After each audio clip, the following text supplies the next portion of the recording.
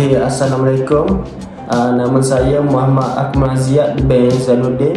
Dan saya Muhammad Imran bin Omar. Okey, hari ini kami akan membincangkan tentang tajuk cabaran saintisme dalam pembentukan masyarakat masa kini.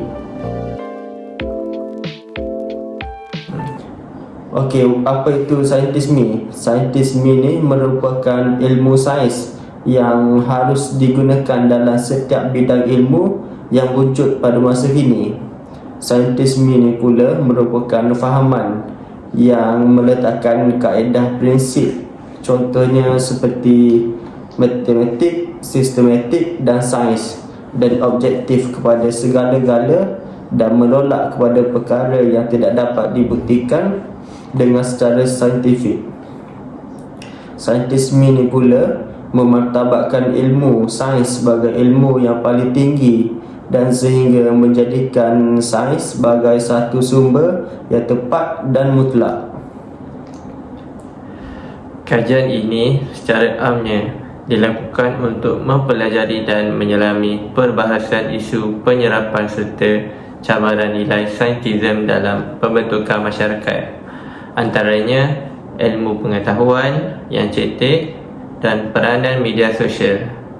Seterusnya, kajian ini juga bertujuan untuk menyelidik dan mendalami faktor penyerapan nilai saintisme dan kesan terhadap pembentukan masyarakat, iaitu salah satunya menyebabkan akidah atau kepercayaan terhadap Tuhan semakin lemah. Akhir sekali, kajian ini adalah bertujuan untuk menganalisis kaedah menangani penyebaran nilai saintisme dalam masyarakat dari berbagai aspek. Okey, antara faktor nilai saintisme dalam pembentukan masyarakat, antaranya adalah penyerapan nilai saintisme di Malaysia dipercayai oleh disebabkan budaya asing yang masuk dan mempengaruhi pembentukan masyarakat setempat dengan globalisasi pada masa kini. Contohnya, tidak ada sesiapa pun yang hidup bermasyarakat di dunia ini yang dapat lari dari mengalami fenomena globalisasi. Sesungguhnya ia merupakan satu fenomena yang tetap dan berlaku pada kehidupan kita. Fenomena ini juga bermaksud menyebabkan dan meluaskan aktiviti ekonomi, politik, kebudayaan dan lain-lain ke peringkat dunia. Fenomena globalisasi ini bukanlah fenomena yang baru dan asing bagi kita. Ianya telah berlaku ratusan tahun dahulu. Malaysia pernah dijajah oleh kuasa asing pada suatu ketika dahulu, iaitu British, Jepun dan beberapa kuasa asing yang lain. Pada contohnya, tahun 1769 merupakan penempatan terawal British di Malaysia, bermula dengan penduduk Pulau Balambangan hasil perjanjian dengan Kesultanan Brunei dan Kesultanan Sulu. Akhirnya, setelah menandatangani perjanjian Pangkor, British meluaskan kuasanya ke negeri-negeri Melayu, iaitu Perak, Pahang, Selangor dan Negeri Sembilan. Sementara negeri-negeri lain, iaitu Perlis, Kedah dan Kelantan, Terengganu berada di bawah kuasa Thailand. Okey, bukan setakat itu saja. Nilai saintisme pada masa kini juga semakin berkembang dan proses penyebaran semakin cepat dan luas berbanding dahulu. Sesungguhnya dunia sudah semakin maju dan adanya kecanggihan teknologi.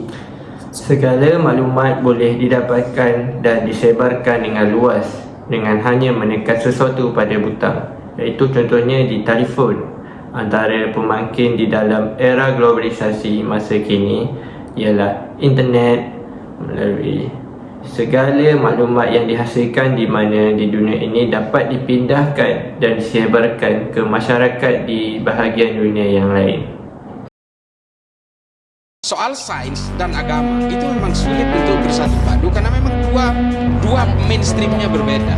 Satu nyata, yang satu ini mohon maaf kalau mengacu kepada kalangan orientalis barat mengatakan agama itu tahayul, sains itu adalah hal yang nyata. Bagaimana Ini Pak? mohon maaf.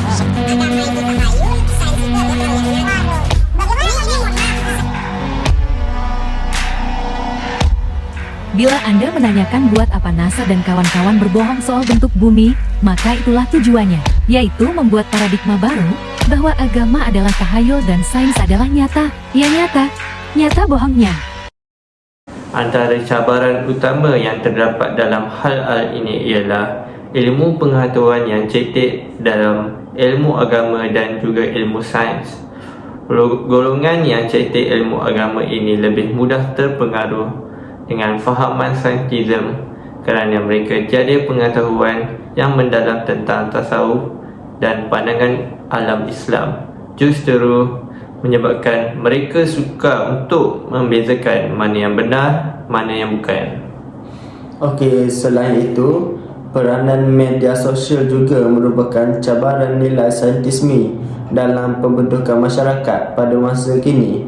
Kemajuan dalam bidang teknologi, khususnya di dalam media sosial, boleh menyebabkan penggunaan mudah terpengaruh dengan fahaman saintisme ini. Perpecahan dalam kalangan masyarakat adalah salah satu cabaran besar nilai saintisme dalam pembentukan masyarakat. Berlaku perpecahan akibat fahaman dan pegangan yang berbeza. Perkara ini berlaku kerana mereka sukar untuk mempercayai kejadian itu berlaku tanpa ada bukti yang kukuh, terutamanya sekali apabila ia tidak dapat dijelaskan oleh panca indera. Akibatnya, masyarakat lebih suka mempersoalkan segala sumber yang ada seperti sumber berdasarkan wahyu. Okey, antara implikasi ataupun kesan untuk membentukkan nilai saintisme dalam masyarakat pada masa kini, antaranya adalah implikasi yang akan terjadi pada masyarakat yang mempercayai atau taksub kepada teknologi sains adalah boleh menyebabkan akidah ataupun kepercayaan pada Tuhan semakin lemah atau terpesong. Ini disebabkan oleh mereka seolah-olah menolak bukti yang menunjukkan kekuasaan Allah seperti yang dinyatakan di dalam Al-Quran. Selain itu, implikasi yang terdapat dalam nilai ini ialah selain kesan sains menjadikan orang barat atau orang bukan Islam menakluki dunia. Disebabkan ini, ilmu ini banyak diinovasi oleh orang barat. Jadi mereka mudah untuk mempengaruhi masyarakat, terutamanya orang muda. Ilmu sains tidak akan berpihak kepada Islam berbanding barat. Hal ini menyebabkan manusia juga menolak peranan pencipta dalam menguruskan segala urusan di dunia. Seterusnya, terdapat beberapa kaedah dalam menyebarkan cabaran saintisme dalam pembentukan masyarakat. Setiap cabaran pasti ada langkah untuk mengatasinya. Dalam hal ini, pendidikan amatlah penting kerana ia dapat mempengaruhi cara kita untuk berfikir terhadap sesuatu perkara atau apa-apa isu yang kita hadapi dalam kehidupan pada masa ini. Bagi mengatasi cabaran tersebut, pendidikan hendaklah diketengahkan dan diberikan kepada mana-mana individu yang kurang berpendidikan, sama ada dari segi ilmu nakli atau akli. Jika kedua-dua ilmu ini boleh dikuasai oleh individu-individu ini, maka mereka tidak akan mudah terpengaruh dengan kepercayaan saintism ini.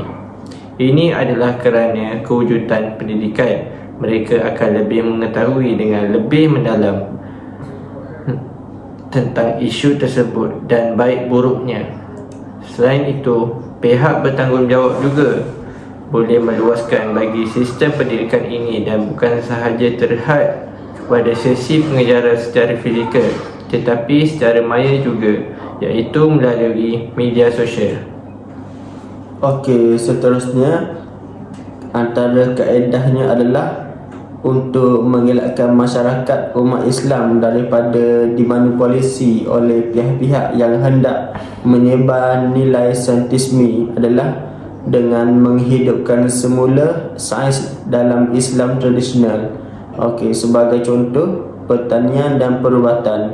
Dengan ini, keyakinan di kalangan orang Islam untuk menghargai budaya mereka dapat ditingkatkan sekaligus dapat menghindari dimonopoli oleh sains dan teknologi moden di dalam kehidupan pada masa ini.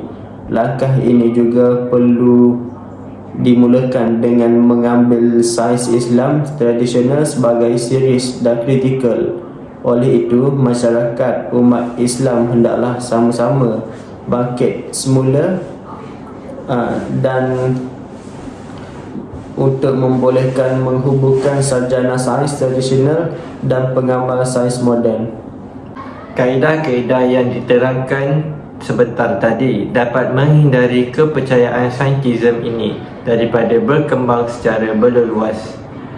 Antaranya di Malaysia, memberi kesedaran kepada masyarakat, menyelamatkan masyarakat umat Islam daripada manipulasi mana-mana pihak yang hendak menyebarkan kepercayaan saintisme, dan pada masa yang sama mewujudkan konsep sains yang mampu membawa kesan yang mendalam terhadap kesejahteraan keseluruhan masyarakat.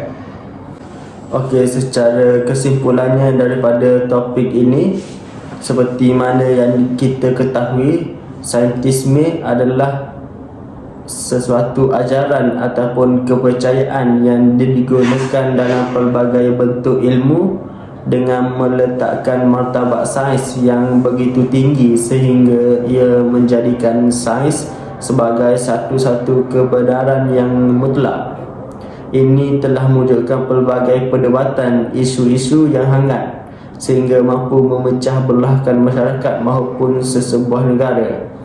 Pihak seperti pihak tamadun zaman dulu, contohnya pagan ataupun etis, sudah bertahun-tahun membawa nilai dan ideologi sehingga kini yang menyebabkan masyarakat mereka mengendahkan kaedah-kaedah lain dalam menyelesaikan masalah, kecuali penyelesaian tersebut terbukti oleh kewujudan ataupun kajian sains.